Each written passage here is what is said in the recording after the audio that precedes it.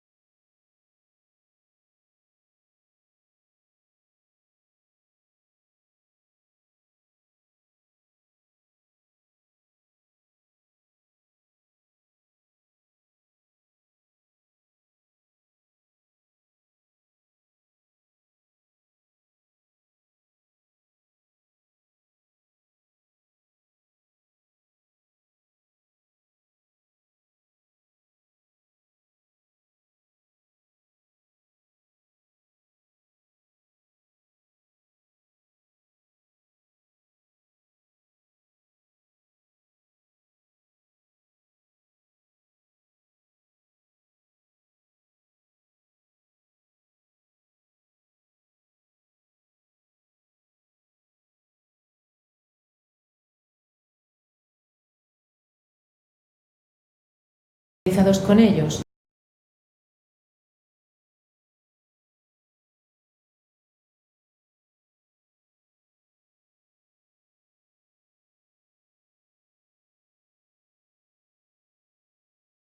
Todo este tema de los estándares, todos los elementos que forman parte de un... Parece como muy conceptuación el método, sola herramienta, personalizado, de toda esa personalización. En el sentido de aprendizaje, colocar ascensores, eventos.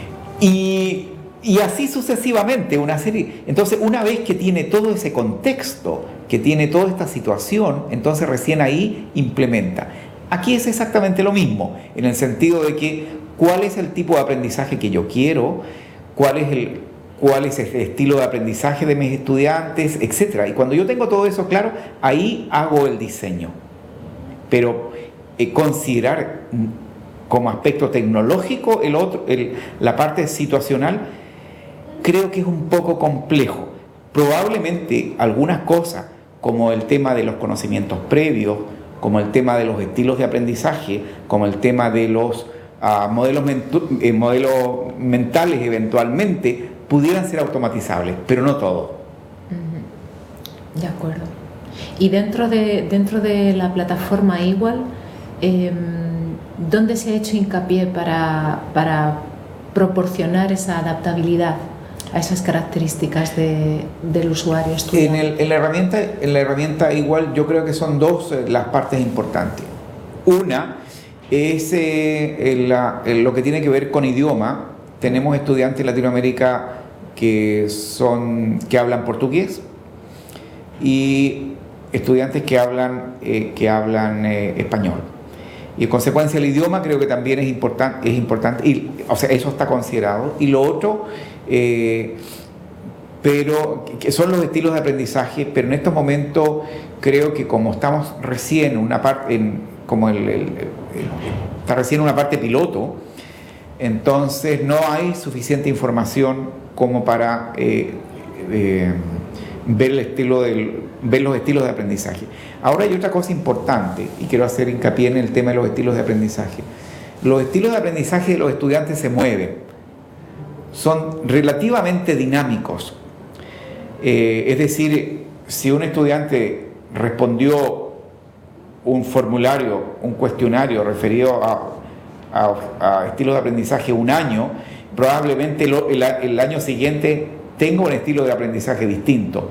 Creo que no hay suficiente investigación todavía como para definir qué tan dinámico o cuál es la dinámica o cómo podemos determinar la dinámica del estilo de aprendizaje de los estudiantes.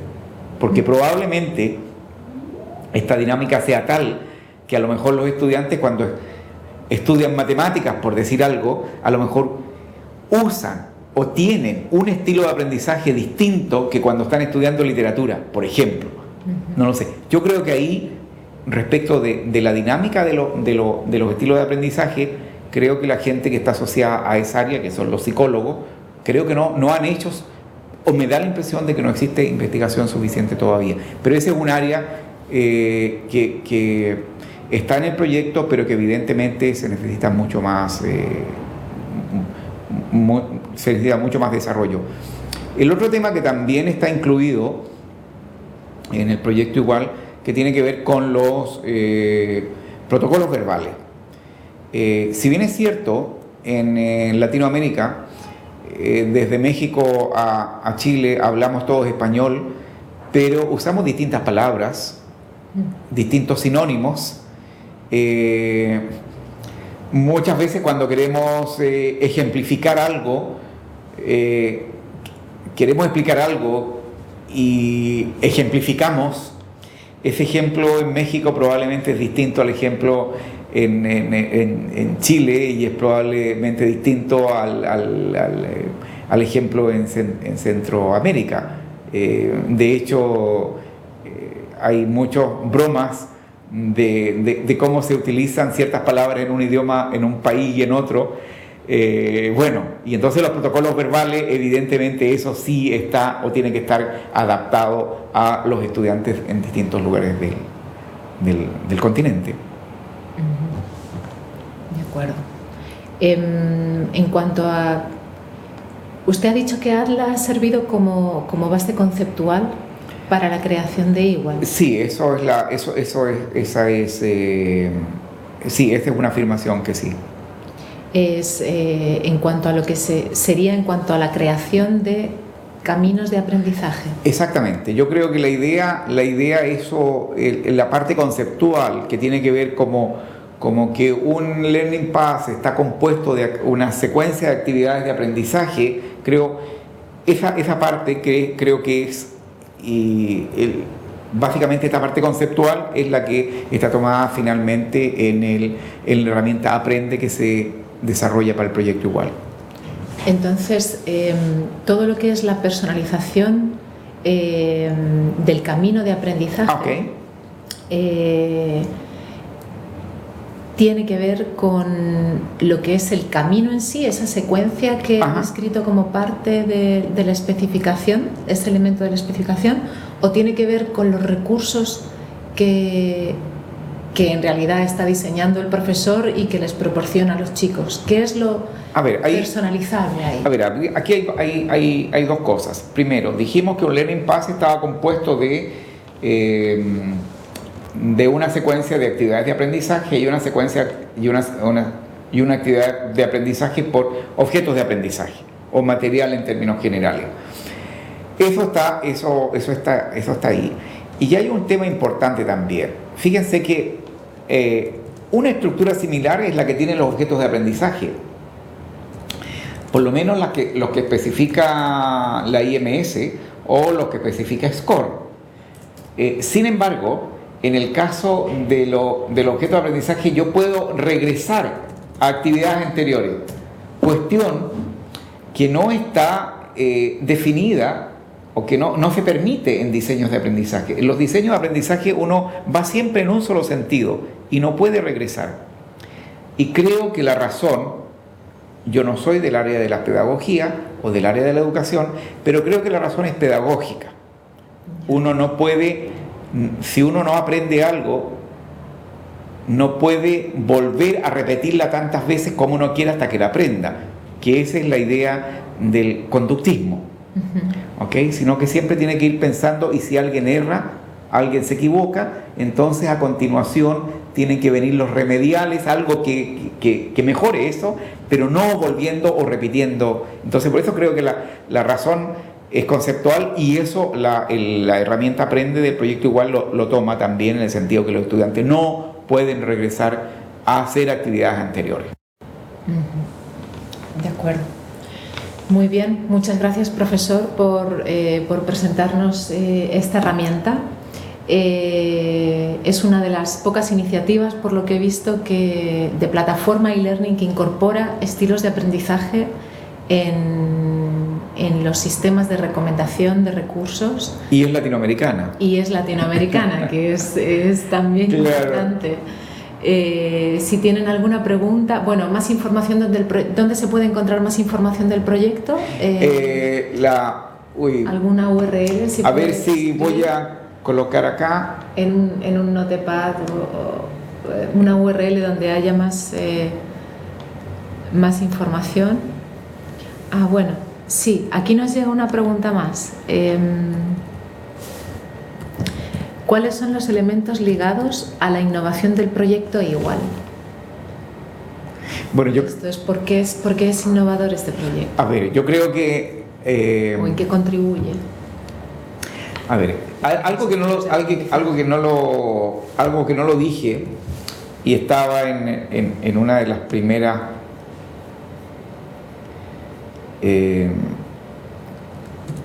estaba acá. Yo dije que las implementaciones que existían eran LAMS, Compendium MD, Reload, etc. Pero ninguna implementación hoy en día, y creo que lo puedo decir creo que lo puedo decir sin temor a equivocarme, o a lo mejor para ser más preciso, ninguna de las que yo conozco o de las que he visto considera primero los estilos de aprendizaje. Ninguna considera el perfil del estudiante en términos generales, es decir, de dónde viene el idioma. Pero lo que nosotros hemos construido tiene esa gran innovación que tiene que ver con ¿cuánto se llama? Con considerar el estilo, el perfil de los estudiantes. Esa es una de las innovaciones. Otra innovación que hay, creo que es en el mundo entero en general, hemos colocado o hemos estado colocando mucho más el acento en los contenidos que en el proceso. Entonces dice, mira que la típica expresión, qué buen material es este, porque tiene buen video, porque tiene bonitas fotografías, porque tiene unos colores que llaman mucho la atención, etc. Pero no hemos puesto el suficiente énfasis en el proceso de aprendizaje. Ya. ¿Cómo es que se utiliza este material? Y en ese contexto, el proyecto igual también hace el aporte, porque lo que intenta hacer son construir objetos, no lo que pretende, lo que se hace es que se construye caminos de aprendizaje. Esa es otra de las grandes innovaciones. Bueno, y así sucesivamente la incorporación de protocolos verbales, y así yo creo que son muchas las innovaciones. ¿Y esta misma persona que nos pregunta sobre los aspectos innovadores del proyecto también está interesada en saber, si ya hay resultados, cuánto le queda al proyecto de duración? Y cuáles han sido los resultados generales en cuanto a la eficiencia de la herramienta, la eficiencia de los materiales personalizados? ¿Con qué resultados podemos contar a estas alturas? Bueno, en estos momentos, voy a colocar... Es muy buena pregunta, gracias. Esa es la página del proyecto, y la otra es HTTP. Contesta la pregunta, ¿no? Sí, aprende.igualproject.org. Ahí creo. Igual. ¿Por qué me demoro en responder la pregunta? Porque lo que pasa es que en esta página, que es Aprende, que es la página del proyecto, ahí está gran parte del material. Hay más de 160, hay 6 u 8 cursos, hay más de 160 objetos de aprendizaje, más de 60 lecciones o clases. Esa era la pregunta, creo. Sí, y los resultados. Estaban interesados en los resultados. Sí, en los resultados. Bueno, se terminó hace poco el proyecto piloto en cada una de las 5 universidades de América Latina que participaban, y en general los resultados han sido muy buenos. Probablemente uno que en Brasil, en la Unipampa, por ejemplo, ellos lograron identificar la procedencia de cada uno de los estudiantes de la universidad. Estamos hablando de estudiantes de primer año que están estudiando programación computacional. Ellos lograron identificar qué estudiantes venían de colegios públicos y qué estudiantes provenían de colegios particulares. Las notas o el promedio de el promedio de nota de los estudiantes provenientes de escuelas privadas se mantuvo, no hubo mayor mejora, aún utilizando la herramienta. Y los estudiantes, sin embargo, los estudiantes que provenían de escuelas públicas en estos cursos de programación mejoraron considerablemente sus notas, lo que significa que de alguna manera que el proyecto está haciendo lo que se pide, es decir, que mejora el aprendizaje en aquellos estudiantes que tienen problemas, ya sea por su background o lo que sea. O sea, aquí no es que un buen estudiante que tiene una buena nota use la herramienta y va a mejorar su nota. Eso es un poco más complicado porque estamos apuntando precisamente a los estudiantes que tienen dificultades de aprendizaje. Ok, aquí muchas gracias. Bueno, también como principal resultado añadir que está ahí la plataforma para todo aquel que quiera utilizarla. Exactamente. Tanto profesores como alumnos. Aquí nos llega una pregunta de la Universidad de Ibagué, en Colombia. Alguien que nos dice que muchas gracias, doctor, está muy interesante la temática y la explicación. Y se preguntan cómo se haría la evaluación de los objetos de aprendizaje por parte de pares de la misma área de estudio, estudiantes que hayan interactuado con estos objetos de aprendizaje. Bueno, en la plataforma se evalúan los objetos de aprendizaje por su uso. Entonces se le colocan aquellos objetos de aprendizaje que son más utilizados, tienen una mayor puntuación, o aquellos que se le colocan estrellitas también o algo similar, digamos. Pero la idea es que en esta plataforma los objetos de aprendizaje son evaluados más bien por el uso o de los mismos estudiantes. ¿Okay? No estamos pensando en evaluación por parte de expertos. Bueno, pero para el profesor de Colombia, seguramente usted lo ubica. Seguro que si llevamos un video a un experto, el experto va a dar un resultado y va a decir este video es el mejor. Pero si lo subimos a YouTube, probablemente las sorpresas sean distintas. Y de repente hay videos que no sabemos cómo, pero tienen muchas visitas. Entonces aquí yo creo que es un poco lo mismo. La idea es que los objetos de aprendizaje se califiquen en función del uso, más que la evaluación de pares o por expertos. Gracias. Para la gente de la Universidad de Ibagué en Colombia, espero que la respuesta haya quedado clara. Tenemos otro compañero de la Universidad de México, la Universidad de Aguascalientes, Carlos, nos dice, ha mencionado que el diseño instruccional está asociado a teorías de aprendizaje. Supongo que tiene que ver con alguna pregunta teórica. En su experiencia personal, ¿cuál es la teoría de aprendizaje que mejores resultados ha dado? Muy buena pregunta, Carlos, gracias. Muchas gracias, Carlos.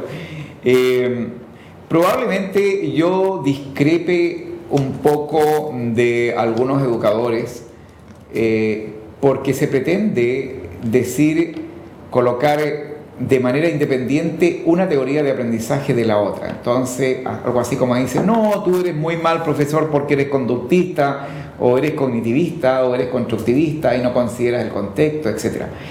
Mi postura, o lo que yo creo, pensando en diseño instruccional, es que yo creo que lo mejor es una mezcla de todo. Probablemente, a ver, si yo voy a enseñar programación computacional, probablemente cuando tenga que enseñar sintaxis, lo tenga que hacer utilizando métodos conductistas. Y si voy a utilizar, no sé, voy a enseñar un algoritmo, no sé, voy a pensar, pensemos en recursividad, por ejemplo, que pudiera ser un tema complejo. Probablemente para muchos estudiantes enseñar recursividad de manera conductista puede ser más eficiente que hacerla de manera constructivista. Probablemente.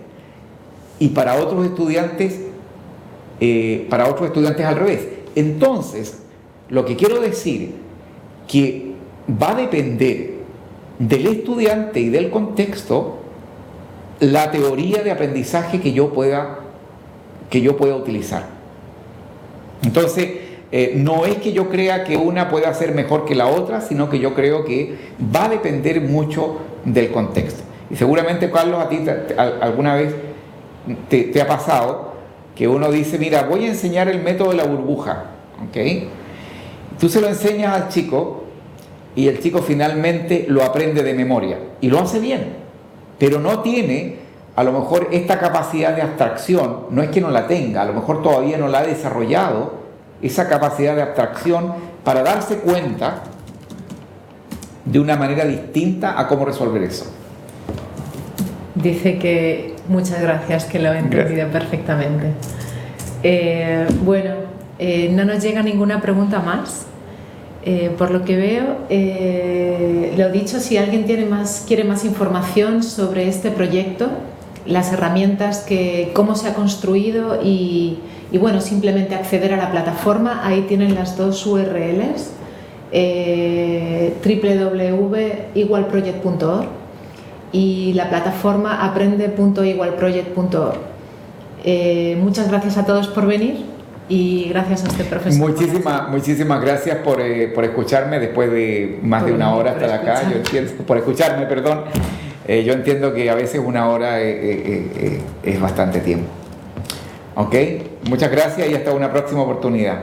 Sí, y gracias a la gente de Red Clara también. Muchas gracias, Emilia. Hasta luego, buen día. Hasta luego. Hasta luego. Gracias. Hasta luego. Hasta luego.